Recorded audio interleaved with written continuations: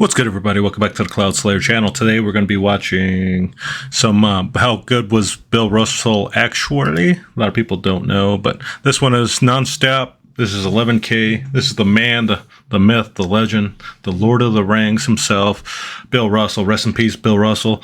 But, a lot of people don't know it's because they were like, he was playing against, small people, but and they only had like 12 teams back then or something like that back in the NBA. But, hey, they were still beating like Wilt Chamberlain and stuff like that, which, he only was just him essentially, I suppose. So without further ado, let's jump into this. So it's actually, the video is by Nonstop. Sorry about that. So if you got, I'll have the channel down in the link below, so if you guys do like it, hit that like and subscribe button. If you have anybody else you want me to react to, hey, leave that comment down below, please. Thank you.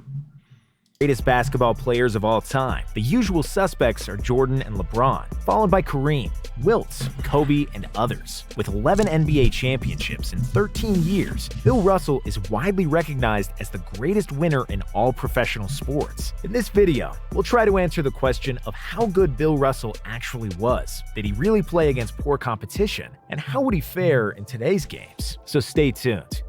I mean, he was 7 feet, so pretty darn close, whatever. Second pick in the draft, and coming to Boston. Red Auerbach is often considered the best basketball GM ever, with 16 rings as a coach and executive. Holy buckets. The Celtics already had Bob Cousy, who was the best NBA point guard and the most popular player at the time. Yeah, that's crazy. He was pretty good, but they say that these guys were kind of ahead of their time, but same thing with like Wilt Chamberlain, I suppose. However, the team had never made it to the finals, and in Russell, Auerbach saw a missing piece that would bring his squad to another level. Red was able to get Russell after a trade with the St. Louis Hawks, who drafted Russ second overall, but never really wanted him. Not because of his abilities, but because of his skin color. St. Louis. Oh, yeah, it was a different time back then, though, you know what I mean? So, excuse me.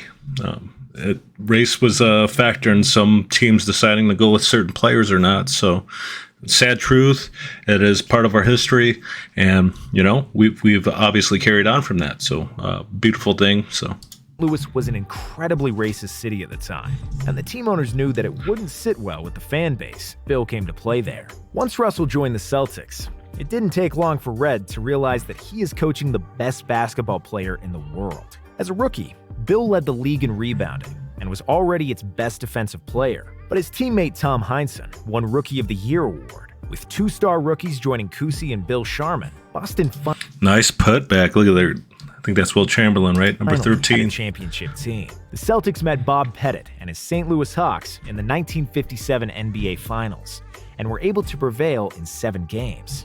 And that's who they traded. He got traded from. That's crazy. I bet you they regretted that because of the championship, but maybe they didn't at the time because of skin color. So sad, but hey. Russ averaged 13.3 points and 23 rebounds for the series, and instantly proved the Hawks ownership wrong for trading him away. Titles, titles, titles. Titles I do adore. In 1958, in Russell's second season, the Hawks would avenge their loss and win their first and last title in franchise history. From that point on, they lost. Russell and the Celtics held a firm grip on the championship. Was that the championship game? How many games did it go to? I know he never lost a 7-game series. I think I seen him post on Facebook saying that. Trophy. And like a mad Rottweiler, they wouldn't let go of it. From 1959 to 1969, Russell and the Celtics won every NBA championship, except in 1967, when Wilt Chamberlain finally managed to get what was that? Darn near 8 championships in a row? Over the Boston hump. Russ won the NBA MVP 5 times in that span, and he did so in the seasons where Wilt averaged 50 points per game. And when Oscar Robertson... That is crazy. But, like they said, it was ahead of their time and stuff like that. Was averaging his standard triple-double. He was either the best rebounder in the league or second best behind Wilt, and was widely regarded as the NBA's best defensive player. His rivalry with Chamberlain was the thing is, I love like defensive players. I like I was like a defensive player myself, never at this level, obviously, way shorter, and various things like that. So I grew up. I love Ben Wallace. Ben Wallace is one of my favorite defensive players of all time, and he was probably one of the most underrated. But what was that? 2000 Pistons when they beat the Lakers. What was it? I can't remember what year exactly. 2000, 2001, whichever it was. But when they had like Chauncey Billups, Tayshaun Prince, Rasheed Wallace, and people like that, right? Ben Wallace, obviously, and it was awesome. The main topic of newspaper columns and barbershop discussions at the time, and this grand debate carried over to the present day. Both have arguments going in their favor. Wilt was a superior athlete and had better stats across the board, but Russ's hands were often more victoriously raised in the air, far more often to be exact.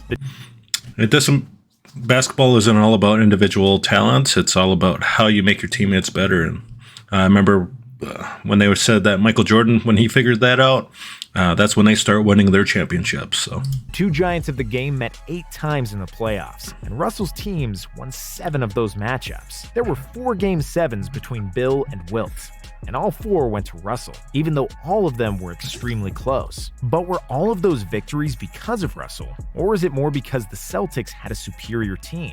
Well, the answer is somewhere in the middle, and we'll try to explain that with some stats and quotes from both Russell and Chamberlain.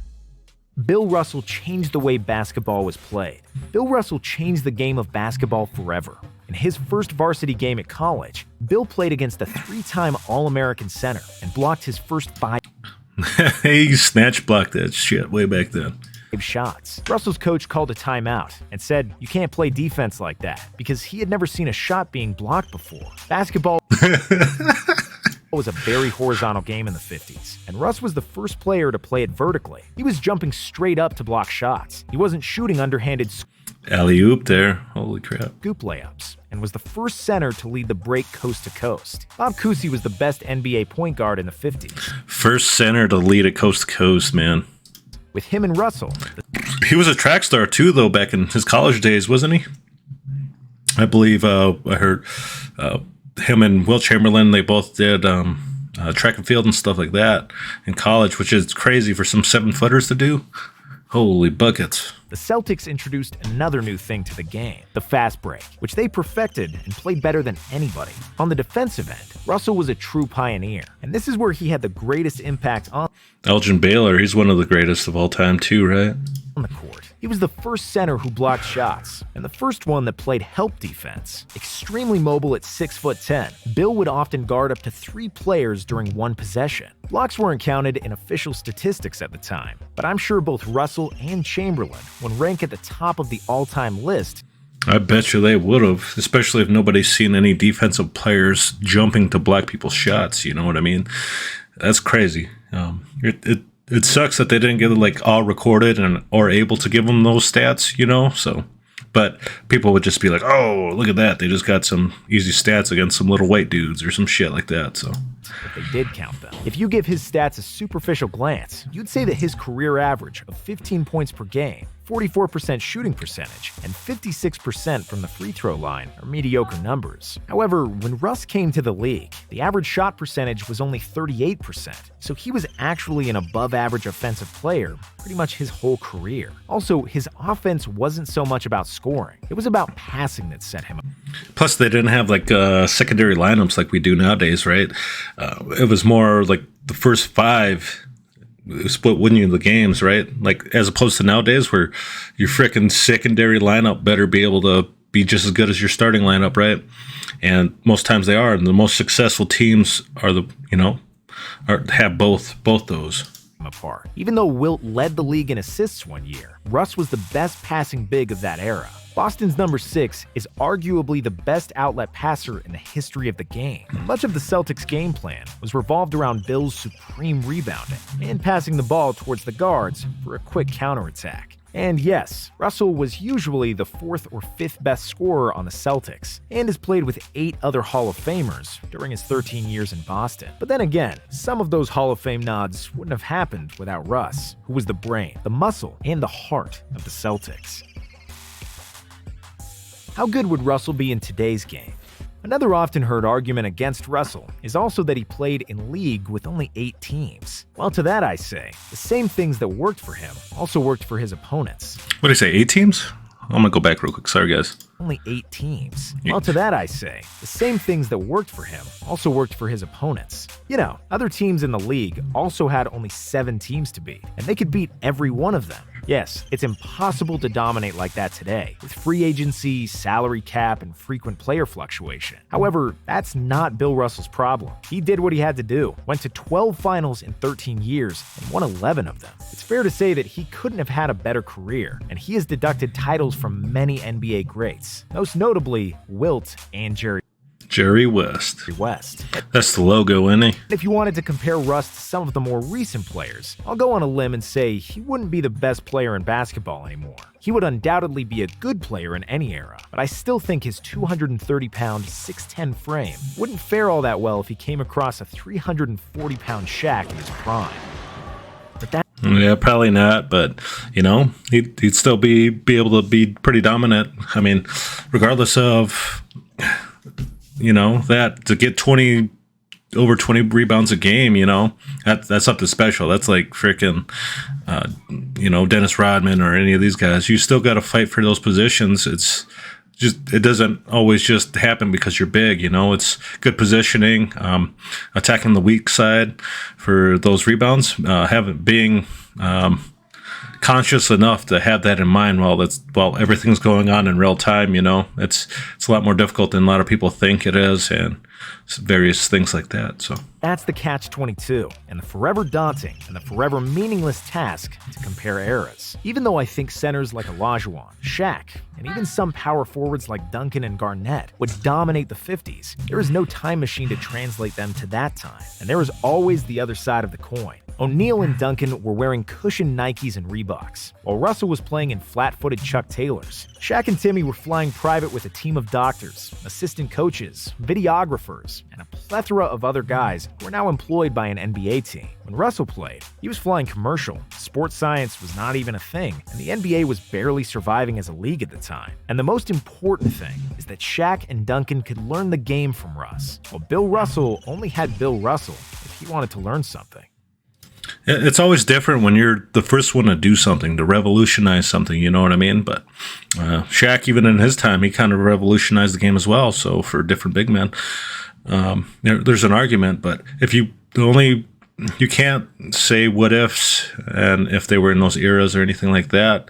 At the end of the day, it comes down to heart and work ethic, I believe. So you could say what if or whatever, you could dominate those times, but what if they grew up in this time? They'd be plenty good too. If they were the greatest back then, they'd be one of the greatest today as well, because they'd have that work ethic as well, and they would have more knowledge that are more available to them. So, I mean, there's so many arguments, and you know, time happens the way it's supposed to. So, the best leader.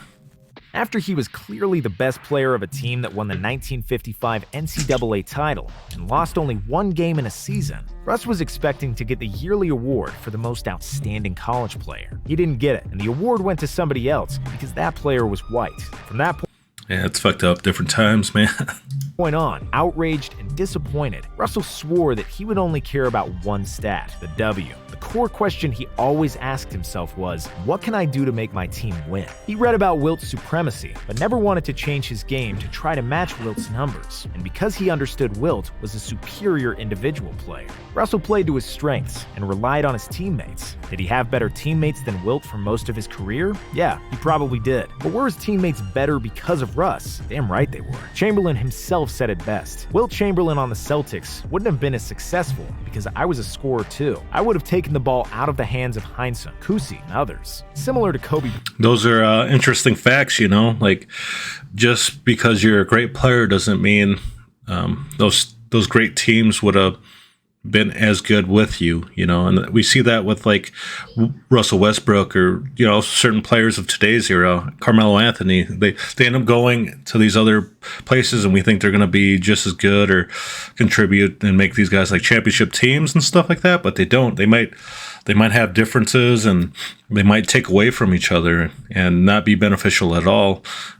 Sometimes you see them work great though, but that involves somebody having to become a role player and learning how to be that. And sometimes people just can't do that. So, Bryant, Bill Russell had the absolute focus when he played basketball. And in those 48 minutes, there was nothing in this world more important than the game. He was so passionate and so intense that he would throw up before almost every playoff game. In 1967, Russell became the first professional black coach in all major American sports and operated as a player coach. As soon as he that is crazy. You know what I mean? That makes you all-time greatest just based off of that, you know? became the coach, Russ cut all the social ties he had with his teammates, as he wanted to establish authority without the emotions that go into being one's teammate. And that's what made Russell an all-time great. It was not his physical, it was his mental. The most respected NBA player ever. Just think about that. You know how tough that would be? That, and it was also a different era too, but just for his teammates just to understand that as well. So, yep, it's awesome.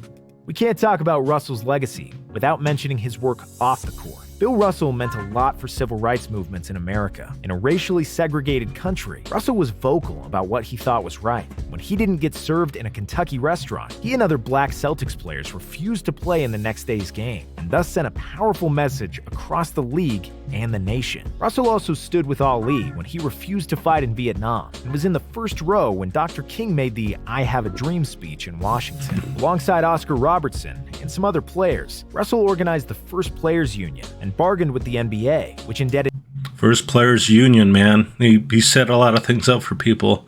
That's fucking. You don't get much more better than that, man.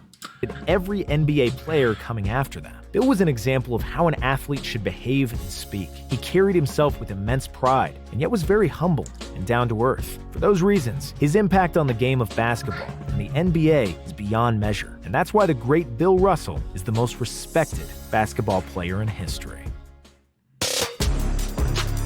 Oh man, that's awesome. If that doesn't make him the greatest player of all time, I don't know. That's crazy, but based just off of winning and just being an awesome person, great person, setting up all these things for future generations to come. You know, I don't know. That's just my personal opinion, I guess, but that is freaking awesome. But if you guys like this video from Nonstop, please give those guys a follow, hit that like button. It was a magnificent video, and man, I don't know, Bill Russell was so great. So he's, you know, top GOATs, man, regardless of what your point of view is, points or anything like that. So he's one of my favorite players, just based off of this video and some of the things he was able to accomplish off the court as well. So it goes to show that sometimes, you know, you gotta stand up for what you believe is right. Sometimes, regardless of how people view you, especially at that time, you know, where there was more racial tensions and stuff like that, you got to go with what you believe in, and he did that. So peace. I hope you guys have a good one, and if you guys like this video, hit that like and subscribe button. I do appreciate it.